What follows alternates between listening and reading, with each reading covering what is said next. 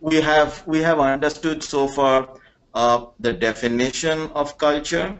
We have also seen the different dimensions, and we also saw how one can go ahead and measure cultures and various subcultures. Now, so far so good. Now, how do I know, or how would you see that we define optimal culture? What would be a methodology to understand the optimal culture of an organization? Okay, well, when we look at the optimal culture and when we look at that part of the culture which should be all the same, then it's ideally top management who defines that. Because they have a helicopter view, ideally. They know what they want to realize, so they have to do that. And you do that in a workshop.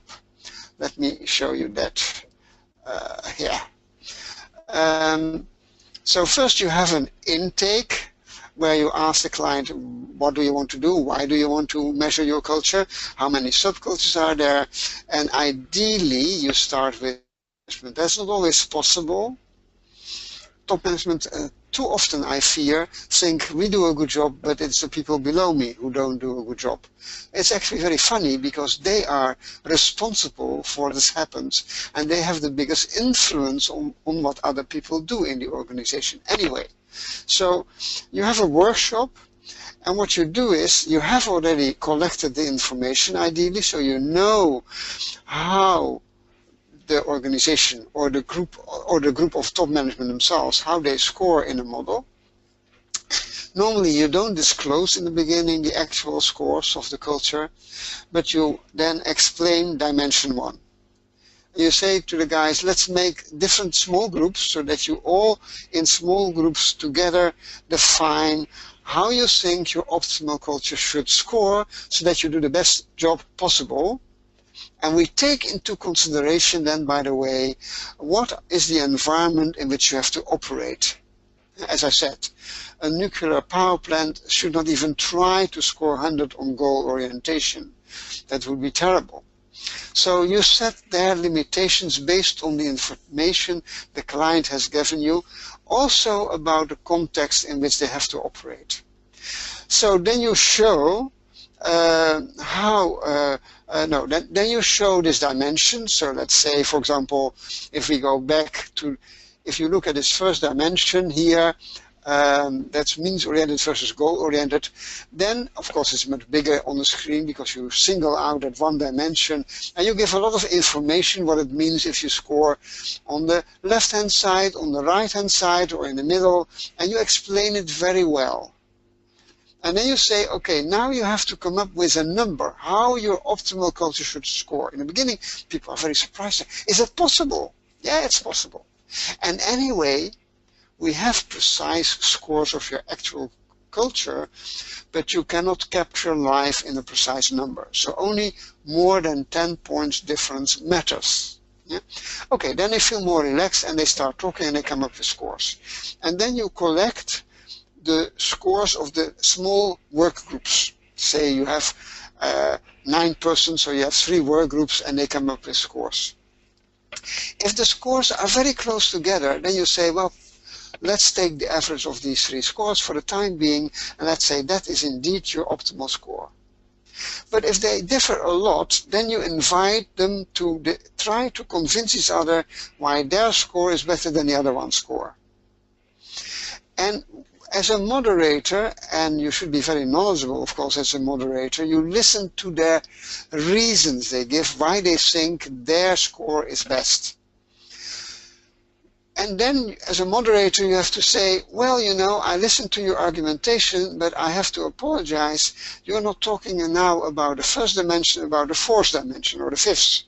Sometimes that is a little bit frustrating in the beginning. But if you would explain the model fully, right away people forget. So that's something people in the beginning have to accept, that you sometimes have to steer, but not because you have an idea about how it should be. You only listen to the argumentation. And of course you always have to look at the CEO and whether he is in agreement, because if the CEO is not in agreement, nothing will happen. Yeah. So you help them in the workshop to define the optimal scores. Why do you need those optimal scores? Without the optimal scores, you cannot come up with a proper report, because you want to compare the actual situation with the optimal situation.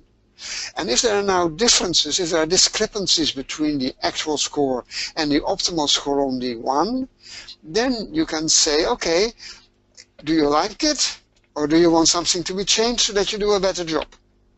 And if now management says, no, we are not happy, then in the report later they will get information what to do in order to make the optimal culture happen. That, by the way, is done in the second workshop where we discuss the report. Yeah?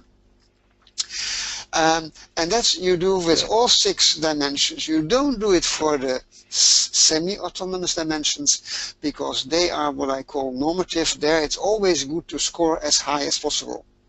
For the other 6, you cannot say that for the first 6, but for the last 2, you don't need to ask people's opinion about it. The higher the score, the better. Yeah? But in these ones, it depends who you need to be. And that workshop normally would take between 2.5 to 4 hours, depending on the number of people who are sitting in the workshop and how complex the issues are the client is dealing with, etc. And then together you can do that. By the way, there are 2 approaches. I'm now explaining the very professional approach. There is also what we call a quick scan. That is very cheap. It costs in euros 50 euros for one measurement. And then you get a very light report. It's not much information, but still you can, if you are knowledgeable, help the client still a lot to do the same thing for a much lower price. Yeah? Only then you only get in the report the actual scores and then nothing more, but then the consultant has to help the client still to define the optimal scores and to come up with consequences for change if the client is not happy with its actual culture. That can be done also in a rather cheap and light way as well. So there are 2 approaches, the professional one and the light one. And the light one, for some of our consultants in the field, are good enough to help their clients. And I can also do it sometimes now.